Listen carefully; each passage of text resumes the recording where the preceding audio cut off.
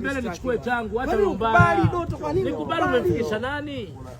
Yaani jamani mnisikilize. Samani. Unaona hapa umeweka jina langu Doto Magari. Wewe unanilipa nini? Sikiliza. TRA wanajua hapa mimi ninaubia na wewe. Mimi ninaubia hapa. Mtu hajui kusoma. Instagram nimemfundisha mimi. Mimi ndo nimechukua mtu mmoja anaitwa Kigaya ndo kachukua video yake ya kwanza anaposti gari langu ndo watu wamemjua huo. Doto Magari. Wewe ungenifuata wewe. Baada ya kuona mimi watu wananishout Doto Magari, Doto Magari. Twende tukamwone huyo jamaa. Watu wamekuwa kwangu mimi kwa ushukuru. Sasa msikilizeni, yeye ndio kanitengenezea account lakini mimi nimempita followers na mimi na mimi. Sasa sio kanitengenezea wapi? Kama yeye nilimkuta kaanza na account. Huyu mnamuelewa kweli? Bwana nikwambie watu hawataki mambo ya account. Wanakuambiaje? Mimi nina faida gani na wewe? Hiyo account hii ni faida inakulipa mamilioni ya hela. Mwandazimu, ongea vitu kwenye point.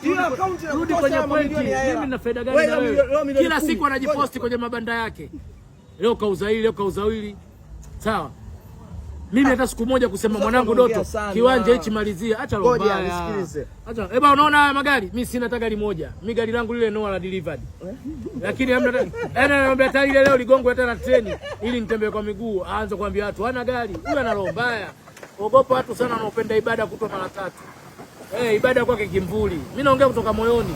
Ili jina umeandika kama unanilipa. Basi tutalitoa. Toa. Kaja kumlipa mtu mshahara hana hata jina. Mwaya anamuibia alikuwa dokta hapo sio wapi. Acha tu hivyo vitu. Kata kamera, mtu mjinga huyu. Mungu atamueleleza.